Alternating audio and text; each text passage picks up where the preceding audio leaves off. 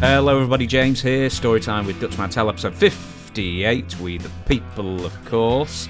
We're going to be talking about the trouble with TNA Part 2. Now, this was something that we did, 4 months ago, and then I forgot about. I'd written about 8 pages, 8 shows worth of stuff on TNA, and then I've just forgotten all about it, so we're going to be revisiting that today. But for now, before we go to the Dutchman himself, a few plugs. One, Facebook. We're on Facebook now, Storytime with Dutch Mantell.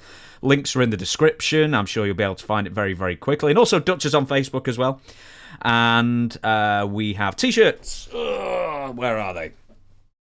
Oh, God, they're upside down the whole bit. That one, You People Mean Nothing to Me, the Continental Classic, and then the Storytime with Dutch exclusive design. Oh, my God, there's a sticker on this one as well. Respect the stash. Goodness me.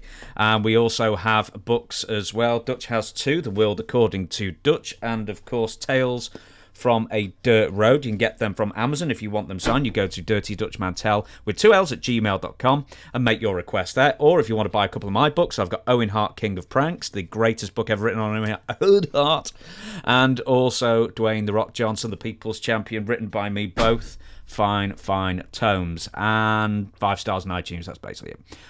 Dutch. Tomes. I like that word. Is a tome any book? Yes. Or is it a story? Or is a tome specifically a made-up story, or is it just any book? No, I think it's a story. A tome is a story. Oh, God, I'm pretty sure. I don't think you would call a dictionary a tome.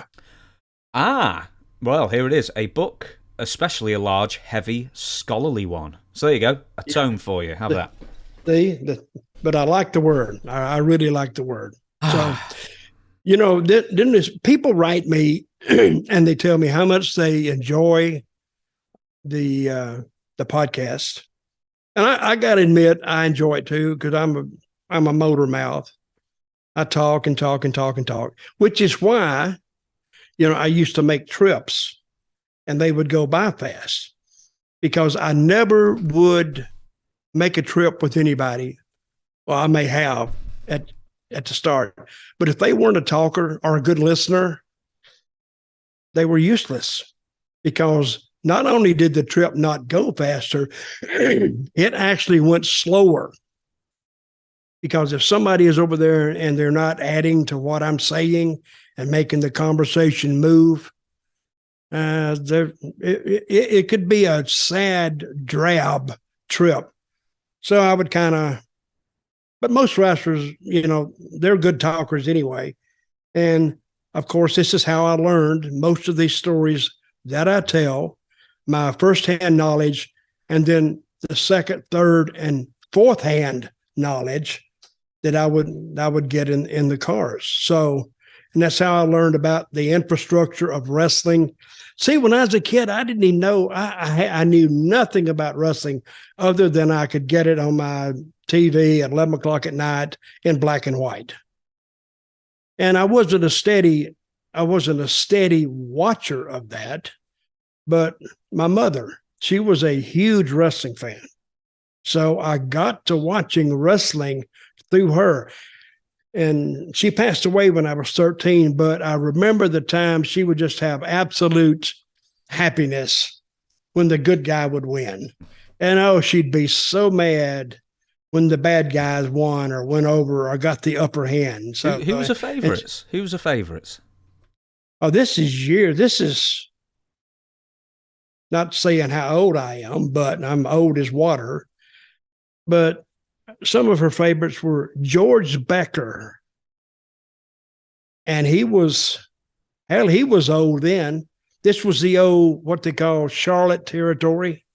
The TV came out of Asheville, North Carolina, Channel 13. I still remember the call signs, WLOS, Channel 13 out of Asheville, North Carolina, came on 11 o'clock at night in black and white, of course. And what the Carolina territory, they serviced Greenville, South Carolina, and Charlotte, North Carolina, and Richmond, and Columbia, Charleston.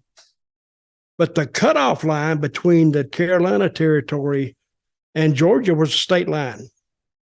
And I used to think, well, wait a minute, who divvied these territories up? Well, when they would go to the NWA meeting in St. Louis every year, that was worked out. And I would the guy say, well, let me take it to here, and then I won't come over there, and you don't come over here. And I guess that's the way they worked it out. But she would watch Becker, and the Briscoes were there. I think Jack Briscoe and Jerry Briscoe and Abe Jacobs. He was an old timer. Then Swede Hansen and Rip Hawk. I still remember all those guys, and the Bolos. And the Bolos actually later on became the Assassins. And one of the Assassins became my mentor, Tom Ernesto. And I learned so much from riding with that guy, because he kind of picked me out of the younger guys to drive him, because I was a designated driver, and I would ride up and down the road, and he was a great talker. And he actually taught me more about the business just riding up and down the road than I learned actually in the ring, because he taught me how to use psychology. Don't do this, don't do that, slow down, speed up, a little more personality. And that's how you learn. It's actually when you learn something, it's like you go to school for it. And I was going to school for it and getting paid for it. What's it called? On the job training. Mm-hmm. I guess that's what I was doing. But I was having a great time up and down the highway. And it gets hot in the summertime. Oh my God. And you'd go in some of those buildings in Georgia, open air. It's like 105 or at least 100 at 8:00 at night. And sweat would just not be pouring off the wrestlers. It'd be pouring off the fans too. But did they leave? No, they didn't leave. They would just pack. And, you get a lot of people in the building, it makes it hotter. I don't know how some people took it, because I would go in the ring 15 minutes. I had to lose on some of those nights that I say I went 30 minutes. I'd have to lose 3 or 4 pounds, because the humidity was that strong. But anyway, I digress. So I got off the point. Were your favourites the same as your mother's then? Sort of, when you're 10, 11, 12, that age? Say what now? Were your favourite wrestlers the same as your mother's then, more or less? Oh, yeah. Because I never tried to cheer for the bad guy, because she'd slap the hell out of me. Whack!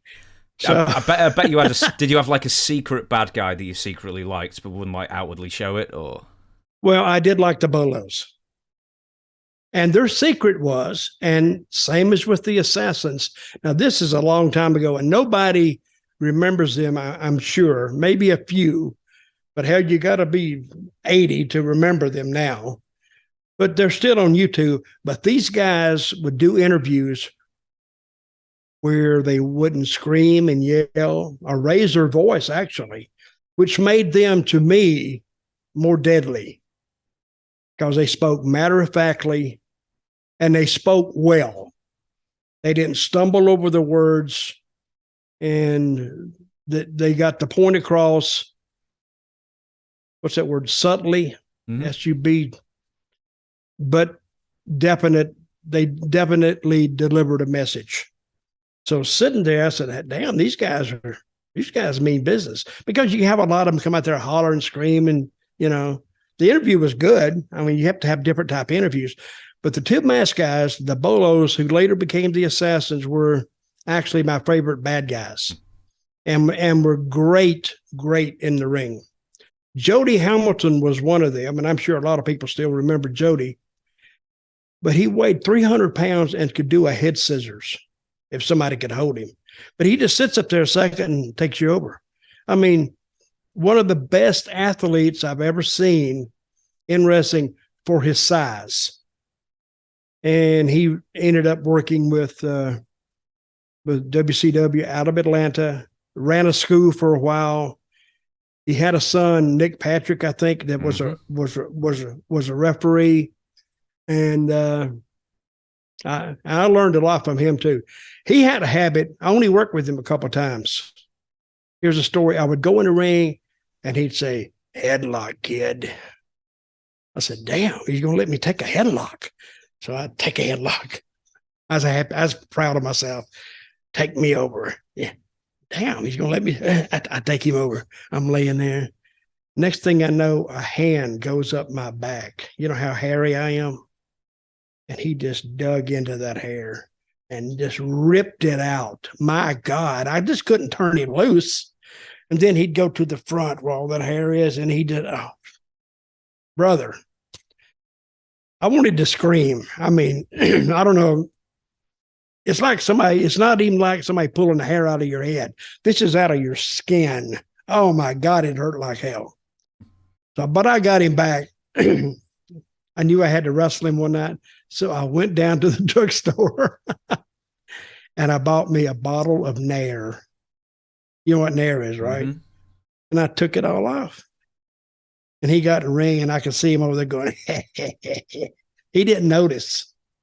And then when I took him over, his hand went up like no hair. I said, gotcha. And then he just beat the shit out of me. I was going to say, pull your leg off instead. Oh, yeah. But he was a good guy. Tom Ernesto was my mentor, and I still appreciate everything that Tom taught me. He's passed away now. Sad day when he left. It's like losing, it's like losing not a dad, but an uncle and a close uncle. So, Tom, I hope you found what you were looking for, because you were always good to me. We're going to move on to the news. And you brought up a word before, subtly. Now, some people have accused you of having somewhat of a subtle sense of humour, Dutch. Yes. Generally unbelievably stupid people who don't get like any kind of like hint of irony or anything. You, a few days ago, posted, "How dare Dirty Dominik Mysterio steal my nickname?" And so many people are like, oh my God, trying to be little armchair historians over it and not getting the joke. But Dirty Dominik Mysterio is the latest person to be dirty. And in all seriousness, do you think you were the inspiration for that nickname? Probably. But see, Dirty Dominik, wait a minute. Let's listen to it. What sounds better? Dirty Dutch or Dirty Dominik? But Dirty Dutch.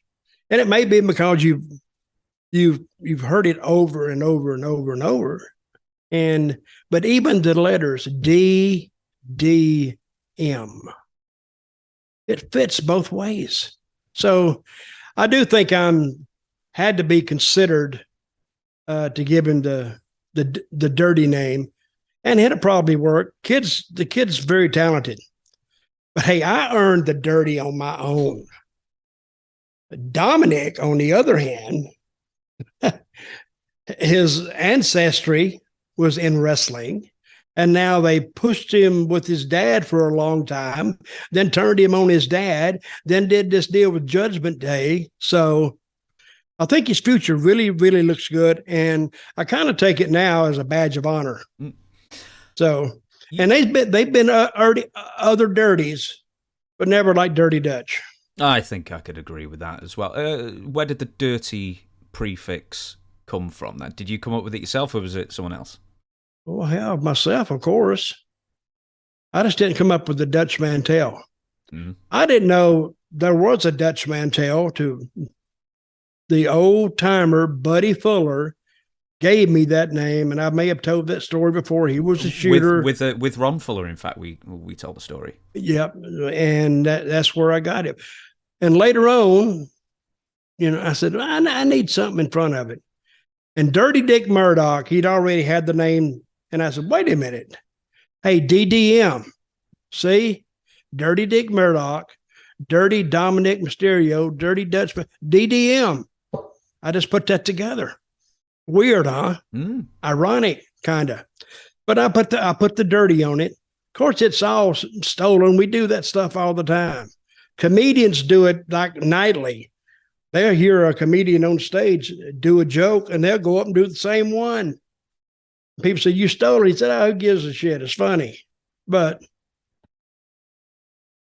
I came up with the dirty name when I was in Puerto Rico, except I couldn't use dirty then because nobody knew what it was. It was in English.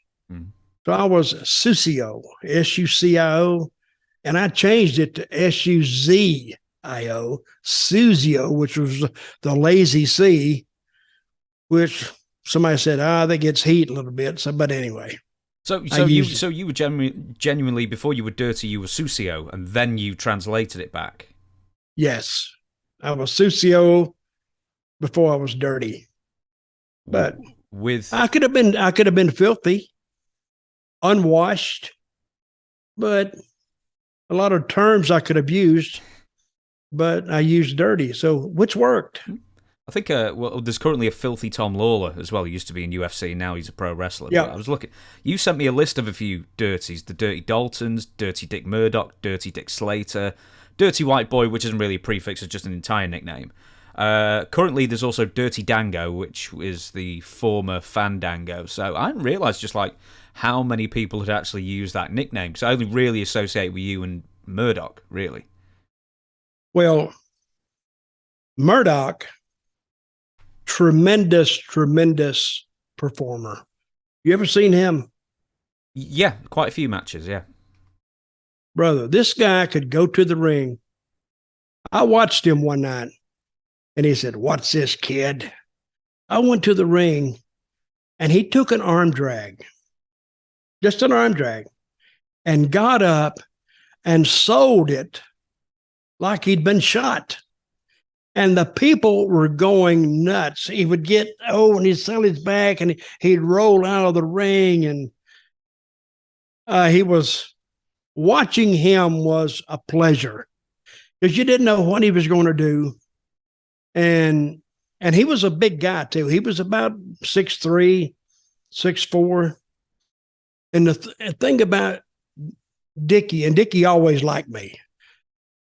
Dickie, when he would get too much heat with the fans, he had what we called a 6-inch punch. He'd put his hands like this, and he'd throw it like that. He'd knock them out. One night in the and another guy who had a hell of a punch was Killer Carl Cox. One night, Killer Carl Cox went to the ring in West Palm Beach, Florida, and he knocked one guy out on the way in. This was like a run-in a match. Guy saw him coming. He knocked one guy out on the way in and two guys out on the way out. He had them. It looked like a damn hospital ward. People attended, those guys laid out. I said, "What happened?" He said, well, he wanted to say hello." And he knocked him out. But yeah, Dickie Murdoch, great performer. We shall move on. Now, last week we talked about, I didn't realize it had such a specific nickname, the Tiger Driver 91. Now, this is the Kenny Omega, Will Ospreay landing. Now, I think we described last week that it was a botch. Apparently, it wasn't a botch. This is how it was supposed to go down. You've got these like fractions of millimeters of to work with to make sure that you don't break your own neck. Anyway, Kenny Omega addressed the rampant criticism he received for going through with the Tiger Driver 91 at AEW NJPW Forbidden Door pay-per-view with Will Ospreay. And here's the quotes: "People that wanted to shit on something, or people that want to frown upon something, or for people that want to say, well, if it were me, I wouldn't have done that. I didn't get to where I was by being able to do the things that everyone else could do. I recognised that I do have special talents that maybe not everyone else can do," Omega said. "Without revealing too much, I think a lot about my health. I think a lot about life after wrestling. I think a lot about my current life. I think about next week's Dynamite and the week after that. I would never do something I didn't trust myself in performing 100%. I wonder, does he think about story time with Dutch and what we have to talk about? First of all, Mr. Omega, I appreciate your talent. You're very talented. But I still think this was a botch, because who would agree to do a botch? Wait a minute, I'm going to do this move to you and I'm going to botch it. Looks like it's going to kill you. You're still ready to do it? Oh, yeah, go ahead. No, I think Omega lost him. And you can tell, I mean, it's just an innate feeling that you land wrong. And I think, and he didn't get hurt, but there's some guys, you might take that move one time too many, and it could be the last time you take anything. So let's hope that's not the case. But I'm not here to he's used that common language of shit on something. I'm not here to do that. I'm here to say that it looked like a botch to me. I'm still going to call it a botch anyway, whether it was or not, because this was deep into the match. And I don't care what kind of conditioning you're in, you're sweating too. I think he kind of lost him and dropped him. He didn't drop him far. It doesn't take much. But I'm glad he's okay, and I still think it's a botch, and I have a lot of respect for both those guys, Omega and what's the other guy's name? Ospreay. Will Ospreay. Ospreay. Where's he from? England? Yeah. Tremendous talent. So, and those guys are not too big, but they don't have to be because they do such precise stuff. I mean, they're like surgeons. So, but okay, say they're surgeons, and all of a sudden somebody hits the guy's arm. Whoop, whoop. Hey, that's a botch that you may not recover from. Mm-hmm. But see, I think when I talk about people on the show, some people take it differently. Hey, people can mess up. So I think that was a mess up, and I'm still going to call it a botch. And you can call it something else. Call it what you want to. But that's what it is in my head. So as far as I can tell, I want to address something with 100%, because there's trusting yourself 100% to be able to pull off a move and then being able to actually do it 100%. I mean, it's great that you've got the confidence within you, because that'll give you the best chance of success.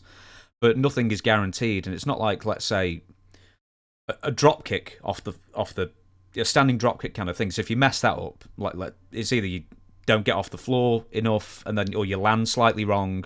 The absolute worst that can happen is maybe, I don't know, you break your wrist or something like that. That'd be incredibly low risk and low likelihood. Whereas a Tiger Driver 91, if you are going for that small margin of error, it's very easy to get hurt off it, and it's far just the risk doesn't outstrip the reward.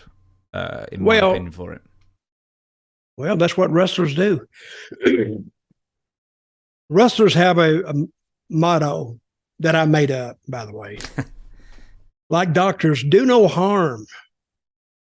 But when I'm going in the ring with you, I'm putting trust in you, not to hurt me, because I'm not going to hurt you. But you, on the other hand, you don't hurt me. So that's the trust you have in each other. But a sweaty body or a slip is nobody's fault. And even if he had gotten hurt, it wouldn't have been the other guy's fault anyway, Ospreay's fault. It was just a slip. And you can forgive those. But you can tell how much Omega trusts him, and Ospreay, they trust each other, which is why they have great matches. Mm-hmm. But still, it's this little bit right here. Who was a Japanese wrestler, Misawa or something? Yes, I'm glad you brought it up. So apparently this move harkened back to All Japan in the 1990s, and the type of bumps, these really, high risk, small fraction bumps, almost on your head kind of thing that Misawa used to take. And it should be worth noting here that Misawa is dead. And the reason why he's dead is because he took a German suplex or a back suplex or something like that. And it was nothing bad in and of itself, but from that suplex, his spinal cord was severed. And he died. That's because of previous damage that was done to it. Yeah, well, we don't know that for certain, but, I do. We're not, well, I was going to say, we're not doctors, we just play ones on TV. But it's a natural conclusion to sort of leap to, possibly. Dr. Dirty. What about that? Dr. Dirty Dutch. That'd be pretty good, too. I wouldn't let you operate on me with a name like that, though. But Misawa, I'm sure, He had damage to his back, all those moves he's taken, and then the last one killed him. I don't know. Did he know his back was that injured? I don't think he thought it would snap in half. I think it was like maybe a neck thing, so that sort of lends further credence to him landing almost head first constantly in the 90s. But yeah. Well, you know, I mentioned trusting someone, but you can trust someone not to hurt you. They may not even. I'm sure whoever gave him this move that he died from didn't intend for that to happen. It was just the condition of his body, and he wasn't aware of it. Because, believe me, if I was aware that the next bump could kill me, guess where I'd be?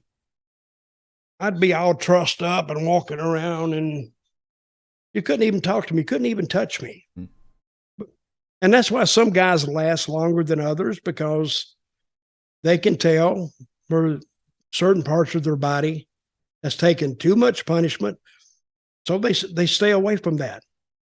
But that's an individual thing, and the individual has to determine what he has to protect and what he doesn't. So this is a crazy business. Now, no telling how many matches Masawa, I guess that's his name, had up to that point. How old was he when he died? Can you tell? He was about 47, 48, so he was. Well, he's had a lot of matches. Yeah, exactly. He'll up thousands. A 30-year career, maybe. Maybe. Well, if he'd have had 100 matches a year, which he probably had, that was 3,000 matches. And there's a lot of damage to be done to a body bouncing around the ring for 30 some odd years, especially as you get older and the back deteriorates on its own. Not to even mention the damage it's gone through. So after 47 is not old. It's according to what kind of shape he stayed in. I'm sure he stayed in pretty decent shape, but it's sad to hear. And that's actually the first I'd heard of that he died from that move. Yeah. 46, I just looked in. We're going to move on now. Ronda Rousey. I know it's one of your favourite subjects when you're doing the SmackDown reviews and that kind of thing. So Ronda Rousey is said to have a hard out date of her WWE contract, with her leaving WWE supposedly happening way before next year's WrestleMania. This is the reason it's been suggested that Ronda and Shayna Baszler are now feuding. It seems to have been a bit sort of rushed together and put together, and that may well be the reason why. With Ronda rumoured that she'll be putting over Shayna before she leaves the company. I suppose the question really is Ronda's first run with WWE and Ronda's second run with WWE has been night and day. And? Well, it was really why? Well, that's a statement. So okay, what's the question? Okay, the question is, why was Ronda handled so well the first time, and what went wrong the second time to where she's not? She's nowhere near got the interest levels in her as she had in the first run. Well, she did make a good statement. She says that the female ranks. Can you even say female anymore? Yes. The genetically female ranks of WWE, they are thin, very thin. Now, they had this problem about 10, 11 months ago with the guys. And you've heard me talk about bench strength. They had no bench. Now the girls really have no bench, so to speak. And I don't think bringing it back Trish Stratus really helped them that much. And they brought back a few more, but I mean, not to stay, but she is right that she didn't really have that opponent that she could really get off on. And I think Baszler, that is that opponent that she needed, but now it's too late. Now she's leaving. I don't know why she's leaving. She may be tired of it. So how old is Ronda Rousey? Oh, I think she's younger than me. Hang on.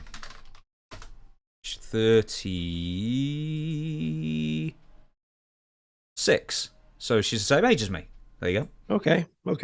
Well, But you said that they don't have the girls that they used to have, and I kind of got to agree with that. But Rhonda, I think it took her some time to actually learn the pro style, because she's made a lot of mistakes. Like, she wanted people to dislike her, but she would come out because they told her to, smiling and slapping hands. And, you can't be smiling at people and slapping hands and then get in the ring and expect them to boo you. I mean, that's not even her fault. That's creative's fault, whoever told her to do that. If you're going to be an asshole from the get-go. Go out there and, slap a program out of a kid's hand or somebody else's hand, or do something that, shows that you're just an antisocial person. I was going to say a word, but I corrected my tongue. I didn't do that. But they do a lot of things to me that's kind of even still backward, even with Triple H there. Seemed like he would see that. And they did correct it with some people, but maybe it was too late on Rhonda. I don't know. But Rhonda, she really never had a story that she could dig down into. She never had a story, and I know that I'm talking about the story, the storyline of the bloodline, but she never had anywhere even close to that, because the stories last, wrestling matches don't. Now, how many times you going to turn on WWE Raw or SmackDown, and they got a match going on, and the match technically and fundamentally is fine, but you don't feel anything for it because they don't have the story.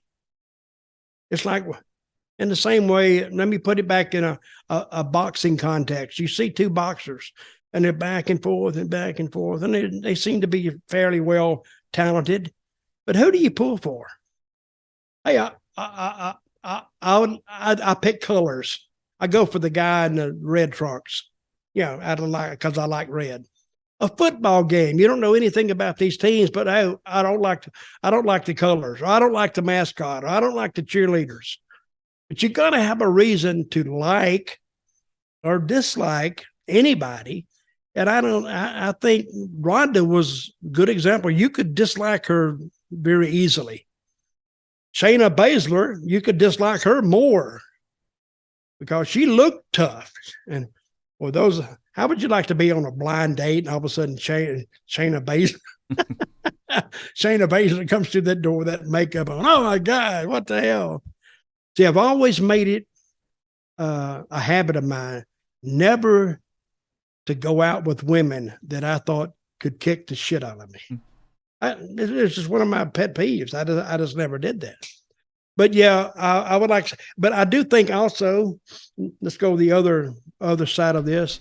I think Rhonda, her mouth is just a little bit too big.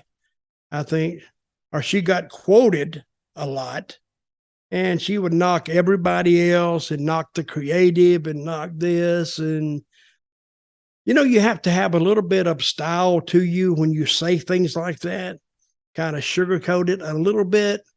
But she didn't sugarcoat anything. She just went out and said, hey, creative stupid, basically is what she was saying. Mm-hmm. So if I was on creative and she thought I was stupid, well, if she just thought I'm stupid now, I can really show her how stupid I am later on. So, but I don't know where she's going. If she's going back to, I don't think she'd be going back to MMA. I think, and I talked about her the last show. I watched her last couple of MMA matches. She got the dog crap beat out of her. So, but let's see where she goes. Hope she does well. Well, let me tell you a couple of things. I think you're referencing the octogenarians who don't know anything in the back. That Rhonda was referencing last year that we talked about. Vince, essentially, yeah. Twitter post complaining about having her match time cut. Now, that was only a few days ago, I think.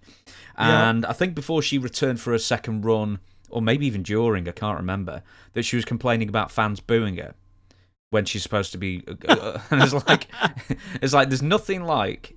You might as well just say, please boo me more. Yeah. That's what you're saying, but like not having the that not actually being in the plans, and you actually thinking, boy, this is going to work. If I just here's what it was: is during the first run, towards the end, she was getting a smattering of boos, and at some point, she publicly complained about the smattering of boos. So by the time she gets in for her second run, quite a lot of fans aren't as warm to her maybe as in the first run, because we'd say over her, she's seen her arse over it. I can't think of any other way of putting it, and it's sort of like set off in motion, just an underwhelming run from there. Telling a wrestling fan not to do something is like telling them to do something. Don't boo me. I've done it 1,000 times. Don't you boo? And if you tell them not to, they love that. So they probably thought she was telling them to boo her. So she sent conflicting signals out. But I do think she had a mouth that she needed to temper a little bit. You like that word, temper? Mm-hmm. She needed to pull her words in a little bit. And because if you just look at Rhonda, she looks like she's just a mean woman.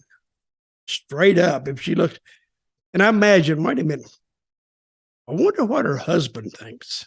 She is married, right? Yes, to another MMA fighter, Travis Brown. Okay. Well, I bet they have some good matches in the bed at night. They need to put that on pay-per-view. I'd take that myself. Maybe that might be an OnlyFans pay-per-view kind of thing. One that I wouldn't sign up for.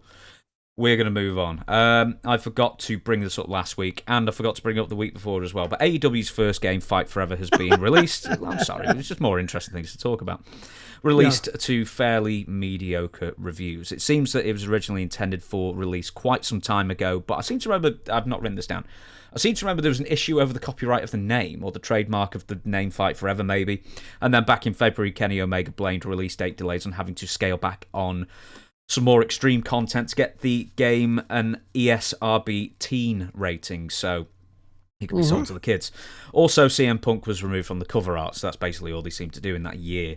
I bring this up because, aside from the fact that I'll probably do a review of the game maybe at some point, not that I'm much of a gamer anymore, but you yourself have been part of a couple of WWE games. Now, this is WWE 2K15 and 16 as a non-playable character sort of manager.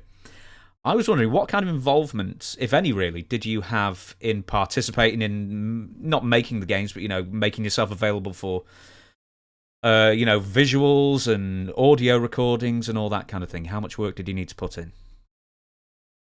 That much? 0. Oh, good. I didn't even know about it. Oh, I need to show you something. Oh, God. Wait a minute. Do I need to pause? No. This is what I get, like twice a year maybe, for my involvement in the video games. Oh, there's that. Don't look at the numbers. But that's my money for the video games. It comes I think twice a year. It might come once a year. And so you still get royalties for games that 5, 6, 7 years ago? That's my check. So not for much, but hey, it's like, here's some money that you didn't know was coming. But this number is almost exactly the number I got last year. Wait a minute. So, but that's the thing about WWE. You don't know whether you're getting the right number or not. You have no idea how they arrive at this number or anything else. Well, with that royalty, what does that all encompass? Is that just the games? Is that WWE Network? Is that I think all of it. I think all of it. Multimedia, other licensing. What's that mean? I don't know. Video, I got 2 multi-videos. Just like Laserdisc? Yeah, I don't know what this is. I mean, I don't know what it is. I just know I got some money. I got 17 cents. Really, 17 cents, 31 cents, 4 cents for something. And here's my name, my real name, Swagger and Cesaro. I got something there. Elimination Chamber. It's unbelievable. It's down to the pennies. Really down to the pennies. It really is. So, and see, that's just all crazy. But at least I got something from them.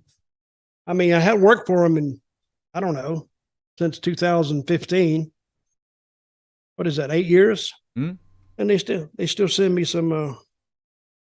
Hey, when Tommy Dreamer was in WWE, somebody told me, you need to call Dreamer.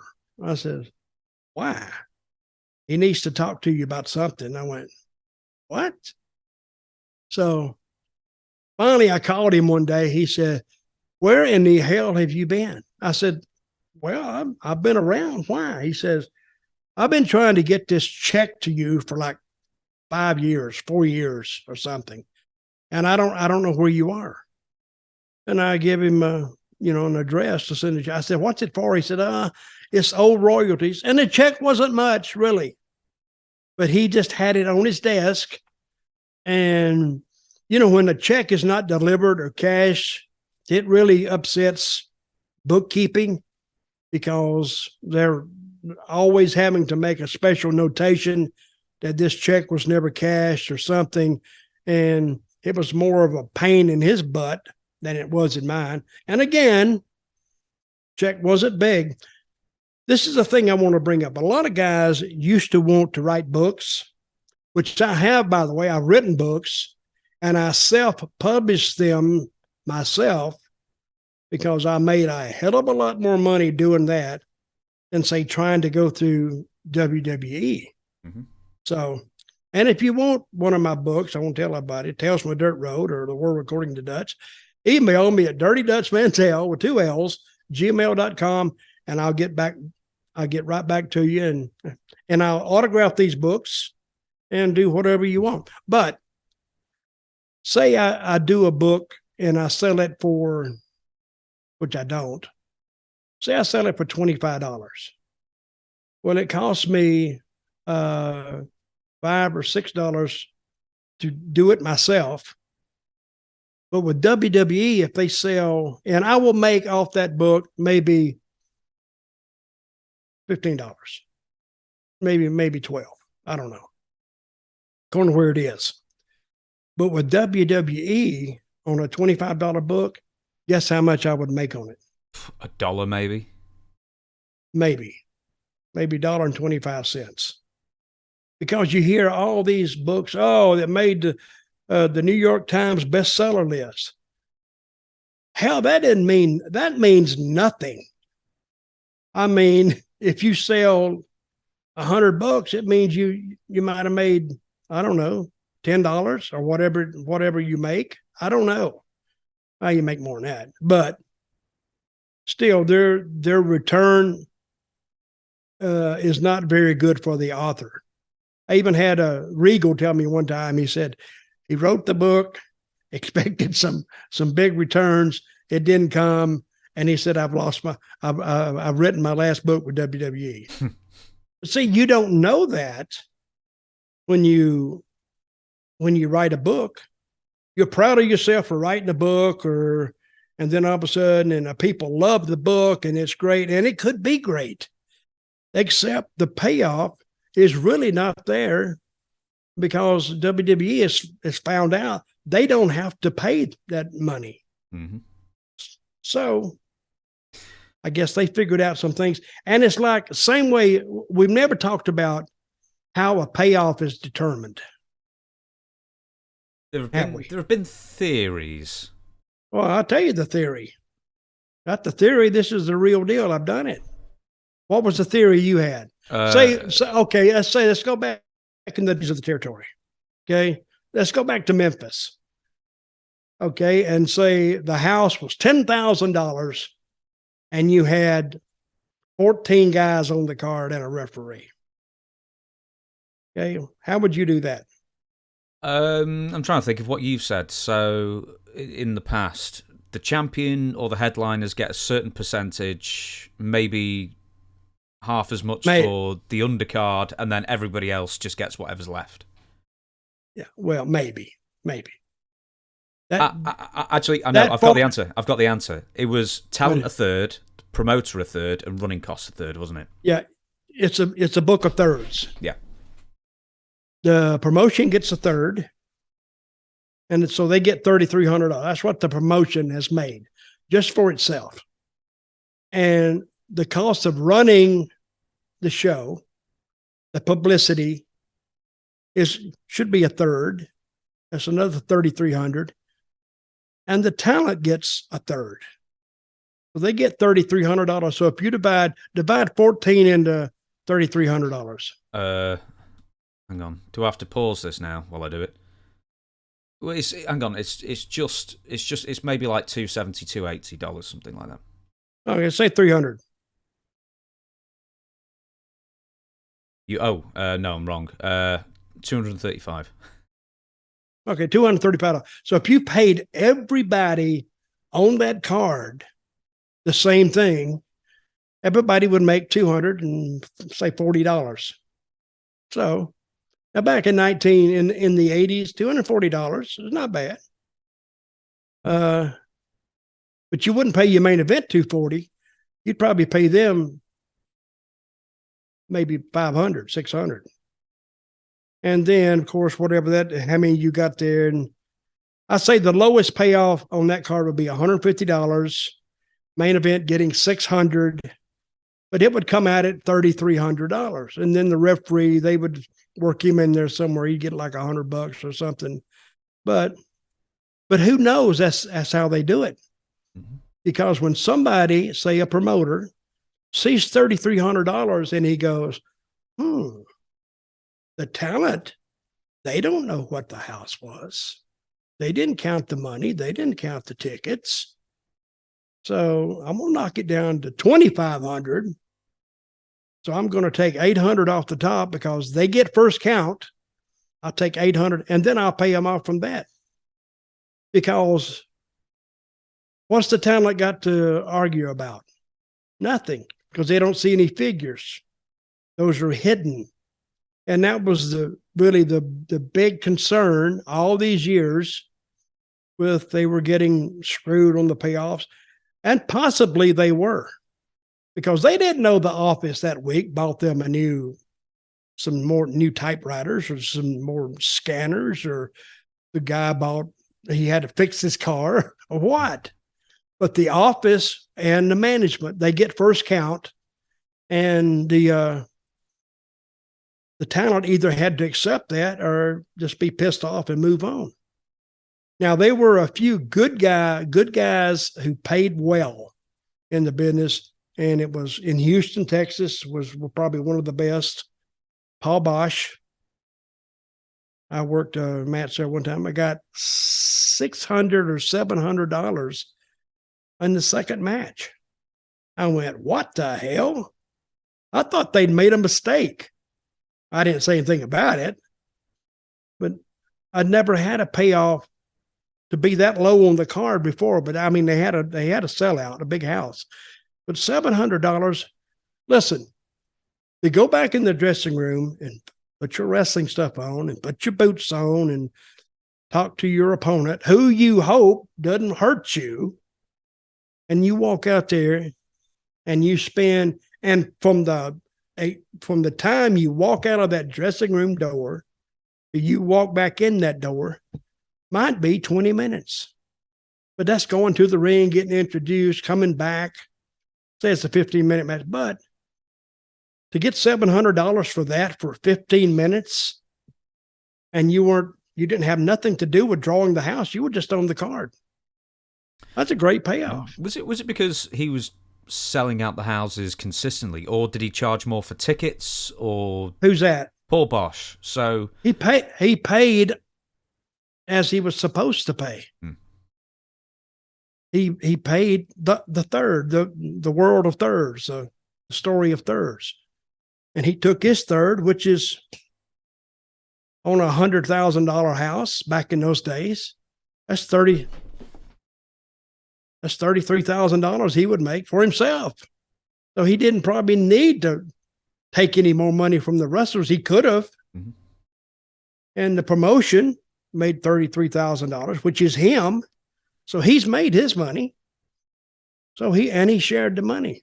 So you could actually work in Texas and be starving to death on the other towns, but make your whole week in Houston.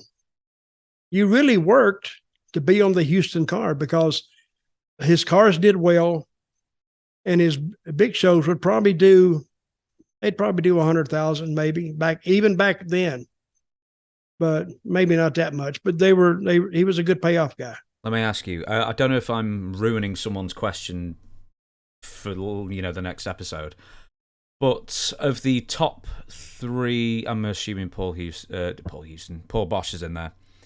The top three best payoff men that you ever worked for, not including like Vince in the 90s and 2000s, maybe. Hey, Vince had his doubters too. Believe me. I'd say the number one payoff guy was Bosch that I worked with. Second one was Jim Barnett in Atlanta, but he started in Australia, and then he took over the Atlanta office. He paid well. And you won't hear this much, but during the time that I was in Puerto Rico and I had that hot run, they paid off well then too. I was just thinking the other day, between Puerto Rico, and I worked 3 days in Puerto Rico, and they had another island. It was called Trinidad. I made in a 5-day run $4,400 in 1979. So what would that be today, you think? Oh, pause. Unpausing, I've found out the answer, and $4,400 in 1979 is worth $18,431 today. All right. So you made nearly $20,000 in 5 days. In today's rates. Yeah. Well, that was 2 territories. We were the main event. We sold out every show. But to make that much money, I mean, it was just a difference in money, not work, not time of the match. It was just what we got paid, because that's what we produced. So, and believe me, I've got some crappy payoffs in Puerto Rico too. But back in those days, they paid well, and some people said, you didn't make that much money." I wish I'd have saved the check, and it was actually 2 checks. So, well, it actually wasn't even a check. Trinidad wasn't even a check. Trinidad was cash money. And you know how we got our money in Trinidad? Go on. Well, Trinidad they pay off in TT money, which is like monopoly money. You know what I mean? So if you go down there and say, whatever I got there, I can't remember now. Say I got 5,000 TT money, which basically back in dollars, it'd be like 2,000 US dollars. But you wouldn't get that. They would just screw you around. You might get $1,300 if you did it there. This is what I did. To keep from losing a dime on the money, I would go to the American airline office, and I'd say, I want a round trip ticket to Los Angeles and back from San Juan. And say, okay. And they figure out my money. And if it was just close to what I had to cash in, I'd get the ticket. And it was a Y ticket, means fully refundable. Mm-hmm. I think that's what it meant. And I would take that ticket back to Puerto Rico with me, and I would sit on it about a week. And then the week that I wasn't in Trinidad, 2 weeks later, I would go down to the American airline office, and I said, I'm not going to use this ticket. Can I get it refunded? They said, okay. And they would refund me every penny of it. And I'd get like whatever the ticket was, $1,800. and they drop me a check right there, or they send me a check later. But I didn't lose any money on it. See, because a lot of guys would go down there and they'd have TT money. Well, TT money going back to Puerto Rico, people would laugh at you. Like, what is this? It's monopoly money. And it wasn't worth anything to anybody on the street unless you took it to the international bank. And then you'd have trouble there. But guys would lose money. Say they would make $2,000, or say they make $1,000. If they cash it in, they might get $350 for it. Because I don't know, it was screwed up, but I didn't mess with it, because I would just go to the American Airlines, because they have what they call bookkeeping and accounting. So, and I would get all my money back. So, and I didn't tell any of the other wrestlers that, because you know why? Because that's the surefire way to ruin something, is to let all the other wrestlers. No, kid. let the other wrestlers know, and I'll be damned, it will get screwed up. And all of a sudden, you can't even do it anymore. So I didn't tell anybody, and everybody else was complaining about it. And I'm saying, well, okay, I'll just take it as it comes. So crazy, huh? Crazy. Well, do you know, I had one more bit of news. We're going to leave it. We can talk about collision numbers another day, but let's talk about collision numbers. Okay. The first week. Mm-hmm. What did you predict for the first week? I predicted 8:30. It came out as 8:16. Well, you were Nostradamus. Yeah, you forecast the future, and it was 816,000. The first week on AEW Collision, and that's on TBS or? Oh, we argued over this last time. It's either on TBS or TNT. I don't know. I think it's on TBS. Well, they're about the same thing. Yeah. Yeah. So, and everybody was expecting a drop the next week, but it dropped more than I thought it would, to $5.95. It's on TNT. Yeah. So it dropped over 200,000 viewers. And the show wasn't that bad. Show was a decent show. Now they're going into the third week, and they drop even lower than that to 452,000. Lower than that, 432,000. Rampage beat it this month. I want to bring something up, right? So there's, yes, fine, extenuating circumstances with the weekend, because, as you pointed out, it's 4th of July weekend. People are going away. It's also a Saturday. I mean, for one, why anyone would pick a Saturday evening for a show like this, goodness knows. But, people have been beating that dead horse for months now. It's always been a bad night. The fact is that I actually listened to Dave Meltzer talk about this, and I was waiting for the usual, oh, well, it's not that bad of a number. There's 4th of July weekend. Even Dave Meltzer went, that's a crappy number. And guess what? Mm-hmm. The competition's only going to get worse from here. There's, as you keep saying, college football later in the year. SummerSlam is going to be early August. That's going to be running direct against Collision. And, the sports that people go out on a Saturday night. And what's even worse is I know the Collision shows have been in Canada, and it's the wrong time to run in Canada because people don't go to shows in Canada in the summer apparently anyway. But the fact is that people do go out to shows on a Saturday night, and they're not even really selling tickets to Collision shows in the future as well. So I don't see much interest short term, quite frankly, let alone long term. They're going to have to do something quite spectacular to get serious interest in this. Well, I think that ship has sailed. What they're saying now is TBS or TNT, mm-hmm. They offered Tony Khan a set amount of money to put a show on Saturday night. So if they did, that's great for Tony. Hope they did, because it doesn't matter. Doesn't matter what it draws, as long as it's a decent show. But how much did he make off this? It was a 5-year deal? Yeah, several-year deal, but the money's not been released how much he made. Well, they put it up a total of almost $1 billion. I think that was a bit of an apocryphal number. What's that word? What's that word? Made up. Oh, okay. It's a good word. Yeah, apocryphal. It's like an apocryphal tale. Yeah, that is a good word. But I think the $1 billion number was kind of manufactured. But I don't know. But Saturday night is a bad night. It's always been a bad night. Now, when TBS had it years and years and years ago on WTBS Channel 17, and what was you remembered it because it came on at 6:05 Eastern time. And I think, was that an hour show or was that a 2-hour show? I think it could depend. Sometimes it was an hour, sometimes it was 90 minutes. I think it depended on the week sometimes. Well, actually, they had good shows.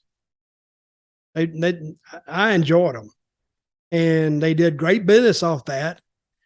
And remember, I mentioned Jim Barnett later on, one of the Payoff guys. Mm-hmm. He was actually the owner of the company when they did that, I think. I'm not sure of that. Some historians out there may correct me. Because believe me, when I'm talking here and I get something wrong, I hear about it. So do I. So do I. Oh, you're wrong.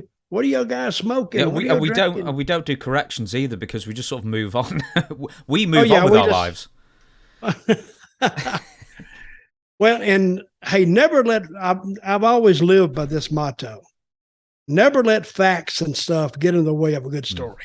Dutch, I'm going to suggest something to you. Wouldn't it be nice, as one of the stars of the Memphis wrestling territory, you may well agree, why not bring back the Saturday morning big time show? Not like a C show that WWE has, but what if Collision was on? Let's say you got rid of the swearing and some of the more extreme violence, and you made it a big time 2-hour Saturday morning show, like from 10:30 a.m. or 11 a.m., something like that. I think the kids would watch, or be more likely to watch the show. Well, yeah, the kids would watch. But you got to also remember that back in those days, the competition wasn't as strong as it would be today. So, but the adults will be hungover and can't be bothered moving from the bed or wherever, so they might be more likely to watch it as well. Well, when the shows would come on back in those days, you were too lazy to get up and change the channel. That was before the remotes. You couldn't do it from the bed. So, but there may be something to that. But I like the 6:00 time on Saturday more than the 8, because the 6 is before the people really go out, and they may stay and watch. I don't know. They have debated this for years and years and years and eons, and they'll debate it when the year 2500 is here. What's the good time to have a wrestling? Now they go into streaming. And that's another thing that I hate about all this chain stuff. I don't even know what streaming is. What is streaming? You can get it at any time. Yeah, Netflix. I think it's like they always call them over the top streaming subscriptions, like Netflix and Amazon Prime and Disney Plus and that kind of thing. Well, again, it's one of those technological things that piss me off, that I don't understand them. But not only do I not understand them, nobody takes the time to explain it to me. I mean, and then if you go and read up on it, you don't understand what you're reading. But anyway, so I just dropped the whole subject. But anyway, but getting back to what we're talking about, getting back to wrestling. Yeah, AEW, I don't know if they're concerned with that number or not, but I would be, just as a matter of pride. Hey, Warner Brothers, I'll guarantee will have, well, not guarantee, I don't know this for sure, but they'll probably have some sort of exit clause in the contract. There may be like performance markers that they expect, and if they don't hit them, maybe they've got an exit clause. I don't know. Okay. So what do you think their ratings will be Saturday? I have said to... Now that's tomorrow, right, or no? As as this comes out, it'll be tomorrow. I think on Saturday I'll say. Do you know what? It's because CM Punk and Samoa Joe are wrestling, so I think it's going to be about 585, and then by week 6 or 7, I think it'll settle into about 515, 520, as a rolling average, taking into consideration occasional big competition. Interesting. Now, if you ask me, you know what I'd say? I wouldn't even have an answer because I don't know. I could never predict ratings. Never. I don't know why. I just couldn't. I was never had a knack of predicting any ratings at all. Now, going back to the TNA days, hell, we would do even on a tape show and all the dirt sheets would put out what happened and all this. Hell, we do 1,500,000. And that was on, I think it was on a Tuesday night sometimes. When was it on? I don't know. We got it on a different night.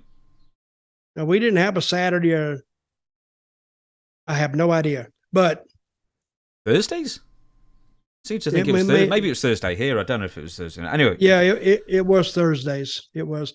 But sometimes we do 1,200,000, 1,300,000, 1,400,000.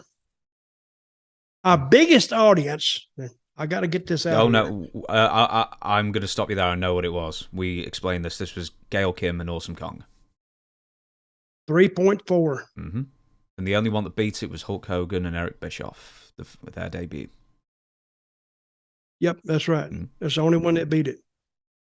Against all predictions, nobody thought it would work. Except who? Me. A good few months ago, we did part one. And it all turned into like a rebuttal of sorts to Jeff Jarrett's podcast where he did an entire episode on you. And I'd written so many pages of script for it, and I thought we'd go to part two now. And the reason why is because I was listening to Disco Inferno. Now, this was a clip a few months ago where someone had written in and said, hey, Dutch has buried you on our show, which he hadn't. And essentially... that I had buried Disco? Yes. Now, this was just someone trying to stir up nonsense here because you basically walked into a meeting and was in a bad mood and Disco said something and you blew up at him and then you left the room.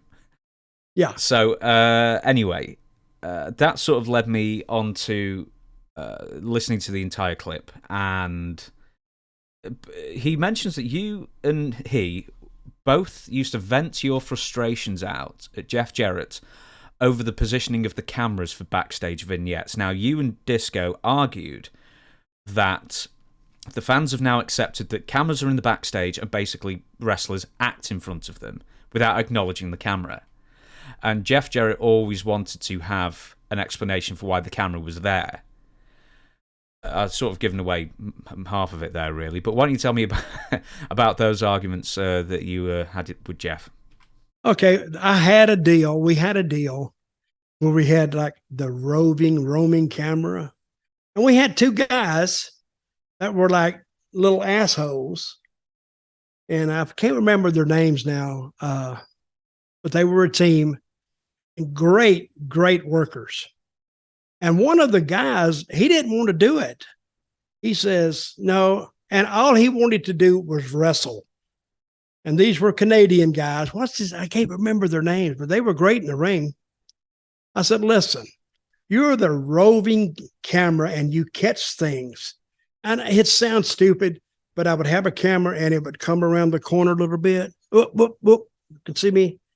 And then he'd ease back out there again. And we would catch different conversations that were from a distance. Like we were spying on them. And Jeff's point, and he had a good point. Why would a camera do that? Why would we put it on the show? And it's like anything else. Why would you? It's like arguing, why do we wrestle? People can see sometimes we're not killing each other or trying to hurt each other. So, but it tells the story. Sometimes the story will take precedence over the legitimacy of the camera shot. And he was picking up something that maybe he shouldn't have picked up. And yeah, we'd have a big debate on it. And then I said, well, let's try it. And we tried it. Guess what? We didn't have a big revolution. People said, oh, that's bullshit. I'm not watching that shit again because I don't think people watch wrestling to critique it. They watch it to be entertained. So if you can entertain people like that, I see no problem with it. I did it in Puerto Rico. I've done it everywhere. But yeah, it told a great story. Sometimes I see things like on the street. Why don't the cameraman help out? But you're watching it like an observer.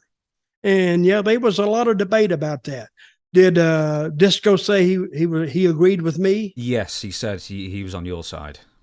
Well, and it made sense, and I think he did agree with me. Jeff wanted it to make sense. I said, well, I don't know what to tell you. I mean, let's try it. And I don't think he ever liked it, but I guess he ended up accepting it. So it worked, and I can't explain why it worked. It worked because you're letting them in on the story that they weren't supposed to get. I don't know. That's one of those things like, I don't know why, and then you say, I don't know, but do it anyway. We don't disagree much on this show, do we? I don't think so. I completely disagree with you. I'm with Jeff. When I stopped watching, honestly, when I stopped watching like wrestling religiously, this was about like 2002. That was one of the biggest reasons why. Because there was no reason for the camera to be there, and then, you know, the wrestlers were, you know, plotting all these horrible things to happen, you know, in the backstage in front of a camera, and there was no explanation why it was broadcast or why other people couldn't see it. Well, you just answered my question. The reason being is because I had two guys with paparazzi cam. Exactly, but that's good. There's a reason why the camera's there, yeah. And there was a reason for it. And they were just butting their head into everything they weren't supposed to see, but yet were getting. Mm-hmm. So they had a reason. Now, if a camera is just there peeking around the corner, why? I agree with you 100%. But they had paparazzi cam, and you need to go on YouTube and look at Kevin Nash interviews. God, I can't think of his name. They're the champions now, too. I don't know. But it was, I'll send it to you, and you can put it up somewhere if somebody wants to see it. It's a hilarious interview. It was such bullshit, but it was such entertaining bullshit. It was good. Pause it a second. Oh, okay, we'll pause it. All right, I'm re-recording now. Okay, so I found the video. It was Alex Shelley and Chris Sabin, but I want to ask you this. I want to ask you this. Right. You were in WWE in the mid-2010s, and by this time it was fully entrenched that basically you acted out stuff backstage and ignored the camera completely, and there was no reason for the camera to be there. Did you ever get comfortable with that? Because basically you're just now an actor. Well, with paparazzi cam, I did, because they always had they had their own story, and their story was trying to get this and trying to get that and trying to get behind the scenes.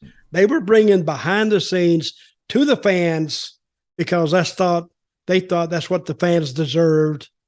But there was a story there. They had their own story.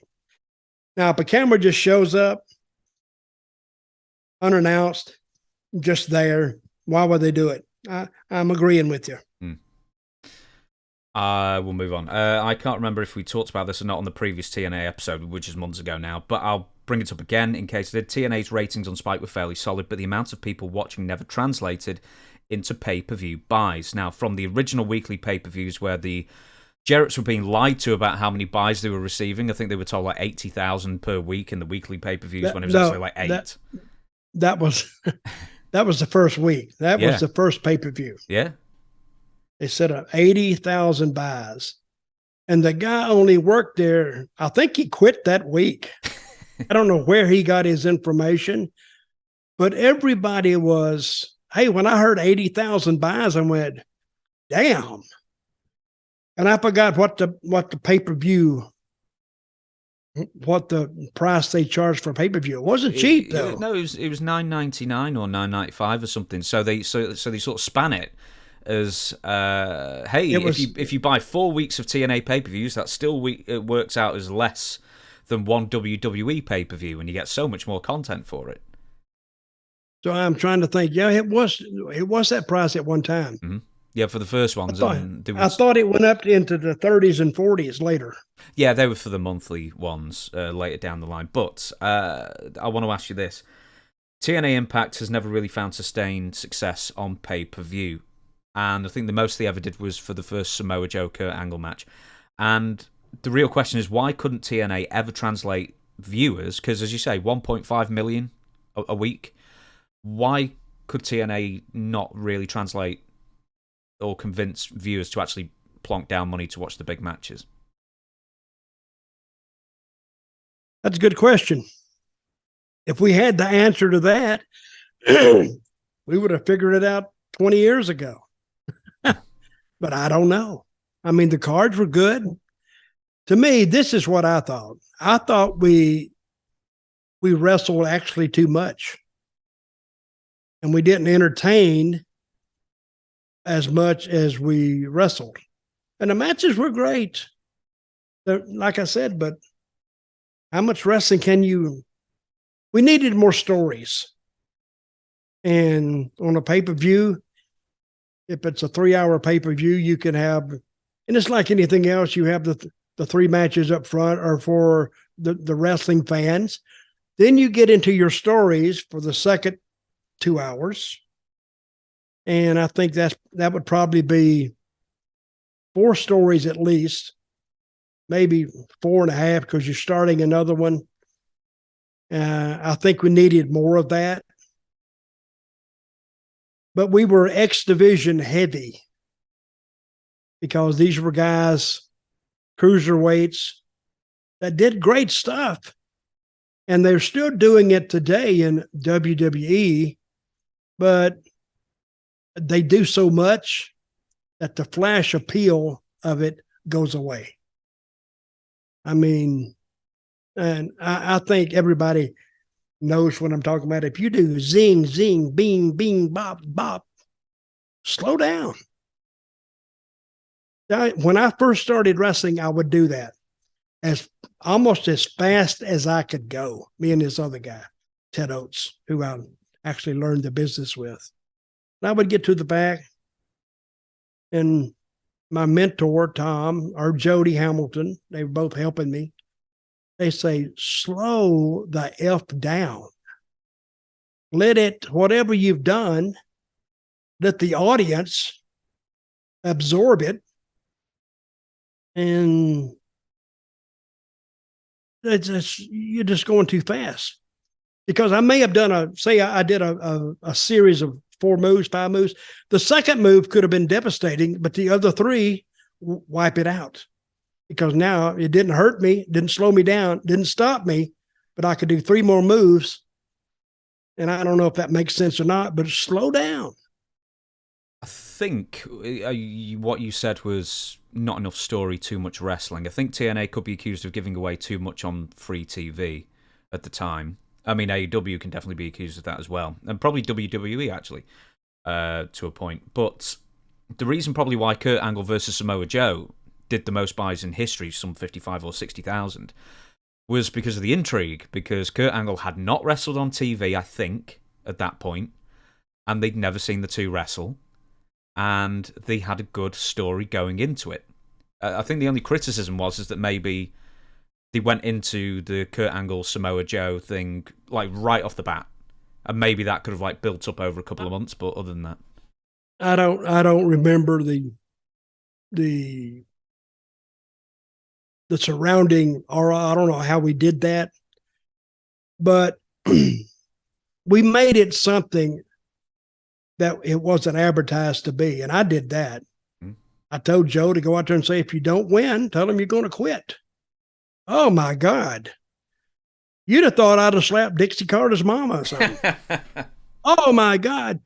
And Dixie talked to Vince and says, where did that come from? And Vince said, and he rightfully so, he said, well, that was Dutch put it in there. Even he asked me, why did you do that? And I said, well, is Joe going over? They went, yeah, but why give away the finish? I says, because sometimes you want to give away the finish. Because I've always believed this. People will tune in to see the good guy win. They won't tune in to see the good guy lose. So, and he's going to win. So it wasn't a thing that the promotion put on him that if you lose, you got to quit. You're going to leave the company. It's not a loser leave, but it is kind of a loser leave, but self-imposed loser leave. And Joe said that. He says, if I don't win, I will quit wrestling. But he was going to win, so nothing is affected. But a lot of people tuned in and said, oh, well, how can they screw this up? So they may have tuned in for that. And but it did well. It did good. And it was one more thing that we put in there too. Oh, Kurt didn't wrestle on TV leading up to it at all. Well, I was just looking up here. I want to correct myself there slightly. Apparently, Kurt Angle defeats Abyss 11th of June 2006. That was his first match. That was on a TNA Impact. Then he does one house show, and then the Kurt Angle Samoa Joe pay-per-view match, TNA Genesis 2006. Well, sorry, 6th of November. Sorry, I can't remember the build up to it, but I do know. We were sitting around one day, it was me and Vince and Jeff, twiddling our thumbs, looking at the talent roster for this upcoming pay-per-view, and it was 3 months in the future. And they looked at it, and Vince looked at it, and Jeff was looking at it, and I was looking at it, and I finally I just threw it up in the air. I said, guys, look, we can look at it till the cows come home. That's the talent we got to work with. And it's good talent. I said, we got to figure out something that's different. So, and we already had the Samoa Joe and the Kurt Angle match. It was already booked.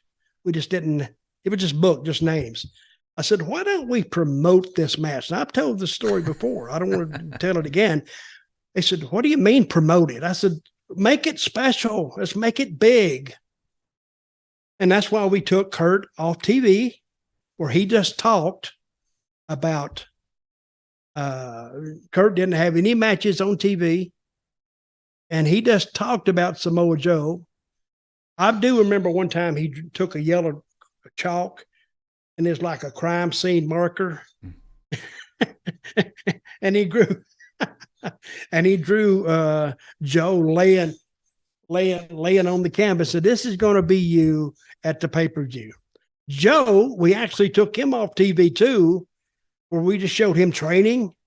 So they just talked at each other. Mm-hmm. Because, you know, what would somebody said, well, why don't you put Kurt and Joe on TV versus each other? I said, that's what we're trying to get them to buy. Why would we give it to them for free and then all of a sudden ask them to pay $30 or whatever it is to see? I said, you know, you can burn them out. And we did that. And and I actually heard 80,000 is what I heard, but it was the biggest buy rate up to that point. Guess who got thanked? Dixie Carter. Not me. I didn't get thanked. And Dixie didn't even put it over. Dixie, and I like Dixie. She was trying hard. She would never give us figures of what we actually did.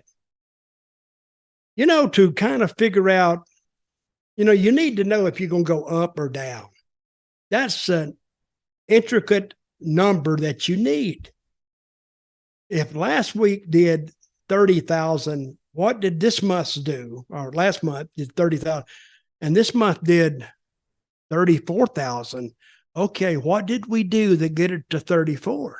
We never even got those numbers. Dixie would have a meeting, and I used to laugh about this, not in front of her, of course. She says, last pay-per-view, we did 10% better than the last one.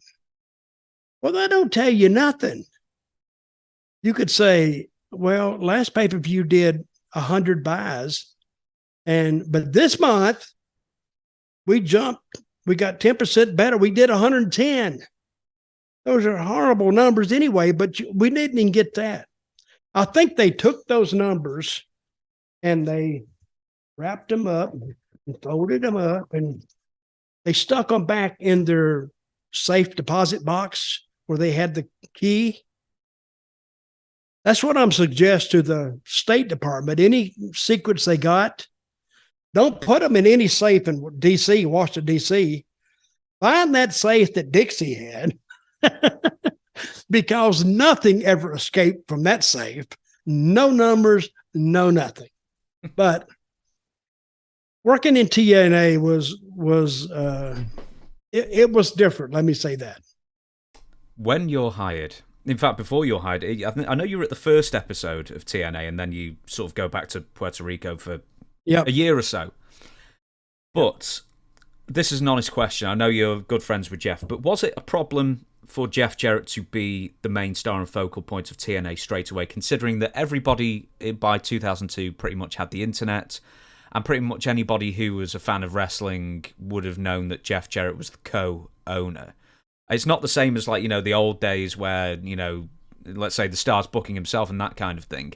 Now everybody knows your business, and now everybody knows that Jeff Jarrett's a co-owner and is also the main star. Does that ever become a problem? Well, it could have been and probably was, because this is what happened in TNA. Everybody talked to Meltzer. Everybody talked to Alvarez. Everybody talked to whoever would call them. And they would just, everything they knew, they would give to those guys. Now, he didn't get anything out of creative, or not from me anyway, because none of them wanted to talk to me. And if they called, I wouldn't give them anything anyway, because, see, that's their job. You got to know that Meltzer's job is scoops and, rumors and innuendos and maybes and whatever. That's his business. And he got good at it over the years because he's made a lot of money. But for guys just to give up information like that, I don't know how it benefits them. But what was that question again? Well, it was specifically because everyone on the internet now knows that Jeff Jarrett is a co-owner, and yet he's being booked as the top star as well. But I know how he got all this information is Dixie talked to him herself. And they would tell her, I imagine, they would tell her, oh, just between me and you. Tell me, Dixie. And then she'd tell them in confidence. Then they'd turn around and repeat. They wouldn't say she said it, but a trusted source would say. And then I'm sure Vince talked to him. And I don't know if Jeff talked to him or not. I don't think so. But they knew things they shouldn't know. But the talent knew it. And they would tattletale everything they had. See, they didn't understand how it worked. Now, I think it's kind of understood now in WWE. You don't need to tell everything you know. And I think Vince and Paul and Triple H, and they've kind of told or let it be known to the talent, don't gossip about this, because we'll know you're doing it and we can't trust you. Let me move on now. I'm sorry. Okay, go ahead. Well, I was actually, because this is sort of going on to a question written on the next page, but I'll tell you what, I'm going to go to this now, and then we'll refer to it. So this is the controversial question, and it's something that if you read between the lines, you can sort of tell what level of talent is complaining about you to Wade Keller. Me? You, would you believe? Those bastards. I know. Bastards. In 2003, PW Torch wrote that Russo feels, and a lot of wrestlers agree, that Mantell is nothing more than a yes man for Jarrett. Whereas Russo would challenge Jarrett on their creative differences. Russo's been telling friends that he watches the show, and he's been noting, this must be when Russo wasn't him, and he's been noting that he perceives to be a drop in quality since he and Gilberti were writing the show. Now, very pro-Russo here. So I wonder who planted that. Gilberti and who? Vince Russo and Glenn Gilberti. Oh, okay. So, and then here's another quote. So, when Jeff Jarrett was told this quote, he entirely refutes that you would ever be a yes man. So, he says that you and he would present a united front for the boys, but in, quote, in a personal one-to-one relationship, we just gut-laughed that Dutch Mantell would really be anybody's yes man. Dutch ain't a yes man, never has been. He had the mentality that on game day, we'd be united. Jeff also talked about the dangers of not being united and how wrestlers will divide and conquer for their own gains. I've got one more quote for you. Jarrett also added that in private talks between you and Jeff, he told Jeff that Russo ain't your friend, he's candidly working against you. I'm like, no, Dutch, no. And you replied, if he's not working with you, then what do you call it? And I'm like, okay, good point. PW Touch July 2004 says, wrestlers are complaining about TNA co-booker Dutch Mantell again. They say he's stubborn and insists that things be done his way.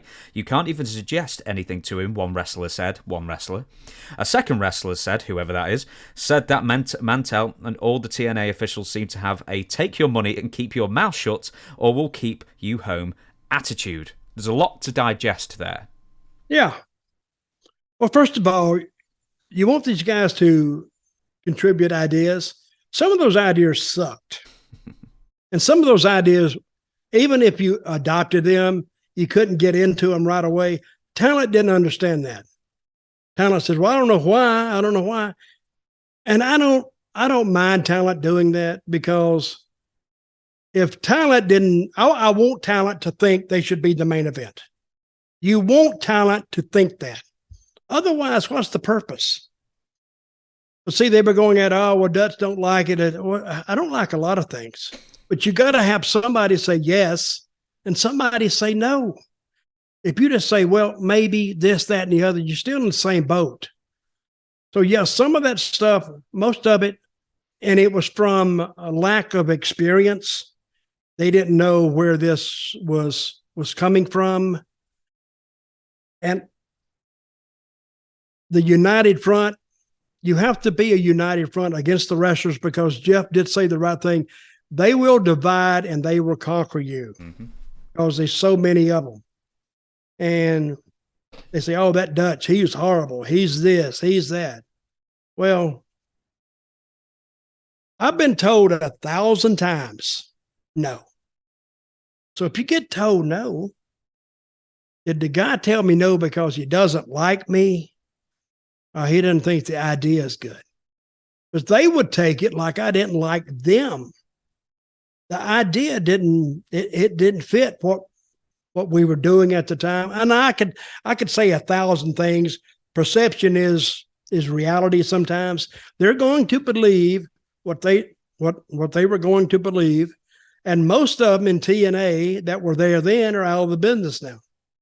So maybe I wasn't the only one that didn't agree with them. Well, I mean, that really does bring up a good point. So who would go to Wade Keller or whoever it may be and complain about you? It's not going to be the people who you're using good. It's going to be the people, I mean, this is my theory, is going to be the people who aren't being used as much because they're, for the most part, probably not as good or as valuable as the people that you are using. Well, I don't really know. If I knew that, I would have. If I knew somebody there was going straight to Wade Keller and blasting TNA and me, I would have probably never used them much or used them in a way that they couldn't get over. You know, I wouldn't have gotten rid of them, but I would have made their life even harder, to tell you the truth, because it's not, see, if I get rid of them, then they say, Dutch got rid of me because he didn't like me. The best thing to do is just not use them and just let them put guys over. Now they're miserable. Now they're miserable too. But hey, that's the old story in wrestling for years and years and years and years. See, if you're going to listen to a guy, you're going to listen to a guy like Kurt Angle or AJ Styles or some guys with some experience and know how to do it and has been there before. Sting, some of those guys. But to listen to a guy who's been in the business for like 18 months and he's going to try to tell you how to do an angle. Yeah, he can tell me how to do moves. That's easy. That's the easiest thing to learn. But the intricacy of doing an angle and having it all bond together at the end to come out in a finished product, they didn't have the experience. So, but instead of trying to learn, they were trying to tell me. So we had a conflict there, and they didn't like it. I've made one more note here that apparently you said to Jarrett that your mentality was that you couldn't understand why TNA was paying so many people and the roster should be cut down to 40, 50. Where have we heard that recently? And that people who complained to Keller or the other dirt sheet writers were probably the ones not getting booked in the first place. Now, I've got to ask this. I don't know how many names you're willing to give out there or you can remember, but who were the biggest complainers out there who weren't getting their way or not being featured how they probably thought they should be?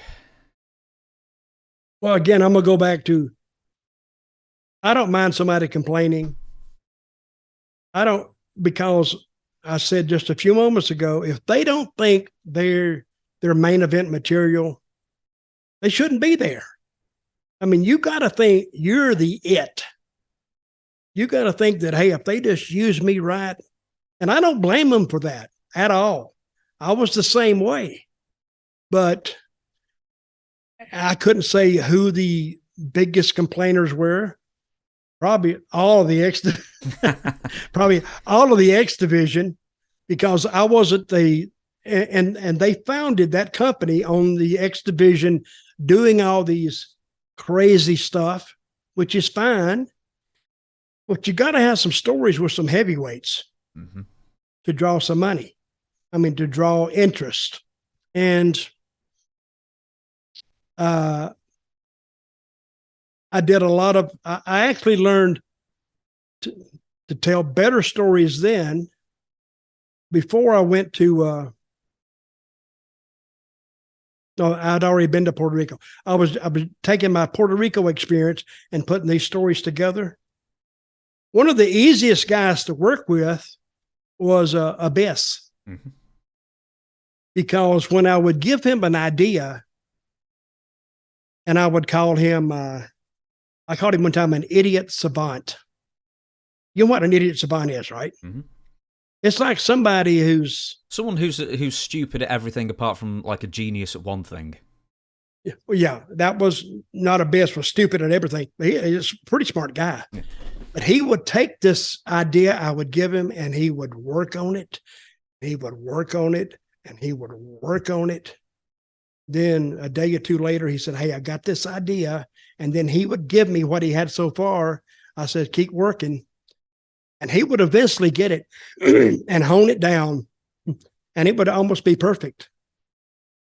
Because I would tell him what would fit and what wouldn't. And he had some classics. So, but I wish the rest of the territory, the rest of the talent could have done that. But he was just a natural, and he was very good at what he did. One more thing briefly, and then I'll get back to the rest of it. Was back in the day, there was somebody within TNA calling themselves Mr. Mystery, who was leaking information to the dirt sheets. Do you know what I mean by that, and did you ever find out who Mr. Mystery was? I found out who it was. Are we hiding the name? He's dead now. Oh, okay. I shot him. No, we lined him up on a wall and blindfolded him and just shot him. Yeah, drum roll. No, he was Mr. Question Mark or Mr. Questionnaire. What was his name? Mr. Mystery. Apparently, he was going by. Mr. Mystery. But do you remember this at the time? Was this like a big mystery within TNA who was leaking this? Oh well, we all had different ideas, but we never really found out. Because the ones that were getting leaked to, Meltzer and I guess, Alvarez or whoever, we never called them up and said, who are you hearing this from? But you had a good idea. Yeah, pretty decent idea. But And some of it actually was surprised us, really. Even we didn't know it was a definite, just even an assumption. That surprised us at times. But we could kind of more or less figure it out because people talk to us too. Mm-hmm. See, they had the leakers that's talking to the Meltzers, and they were guys that were talking to me and Jeff and Vince. They were talking to us too about who they thought it was. But see, that's not good for a company. That's not good because now you question everybody and you got to watch what you give out. It's very difficult to work like that, which might have been one reason that, the company it wasn't together. We were divided amongst ourselves, more or less. And even management and ownership was divided too. Hey, I can't describe it. I wrote about it in my book. I may write another. Now, since I started thinking about this other stuff, I may write some more stuff about it in my new book. And I won't accuse anybody. It's life in the wrestling world, and you either live by it or you don't. You get out of it. I'm going to give you, let's see how much longer we're going to go for. Not too much longer. We've got a few more questions left. Well, but you were going to give me 3 names. 3 names. You said no. No. Okay. I've no idea who Mr. Mystery was. No, not that. It was about 10 minutes ago, I thought you said. What was the question I asked? I don't know. We just talk about leaking. Oh, I've no idea. Okay. Although in this script that we're not going to get to, there was something else about leaking information, but that's probably going to be for another episode, sadly. I'm going to move on now, and I want to ask this. I'm a big fan of Shane Douglas. I've had Shane on quite a number of times on my other channel, and I always considered him one of the high points of the TNA early years. I always thought, he was a great interview, had a great voice. I think he was managing like the Naturals or something like that. I always thought, well, Shane looks like he could beat you up more than the Naturals could. Yeah. But I think that was the only knock on him as being a manager, is he looked too threatening. But that being said, stories of dealing with Shane at this point in his life. I know he was struggling with OxyContin addiction at this time. Mm-hmm. I don't know how much people knew in the back at that time, but I suppose day-to-day dealing with Shane at this point. Well, that was his biggest downfall, was his OxyContin use, because you'd talk to him sometimes in the morning at the production meeting, and about 1:00, he'd be asleep. Where's Shane? We go get him. And I said, did you get him? Yeah, I told him to come over here. I'd go back over there, and he'd be peacefully sleeping. And it would take him a while to come around. And I can put up with that if I don't need him right then. I'll give him time because I understand it. But that's the wrong time to do it. I think the wrong person saw him in that condition. And I think is and he needed help. He did. And I think that he was sent home. He wasn't fired. He was just sent home. And I like Shane. I thought he was a great announcer. And we put him with the Naturals thinking that he would be the catalyst to kind of get those kids over. And we told the kids, listen, they had really long hair. I said, guys, we need to do something with the hair. We need to look the part. Because they didn't look like they were tough with that long hair. And I like those guys, but they bitched and moaned and cried and went on and on about their hair and said, guys, you can grow more hair. We got to cut it. And I remember one of them, I think Andy, he went to get his hair cut and came back and he had this much cut off. You couldn't tell anything had been done to it. I says, you didn't cut your hair? Yo, I did too. I did. And it became such a pain in the butt. Listen, if cutting your hair means more than making money and looking the part, I don't know if you know.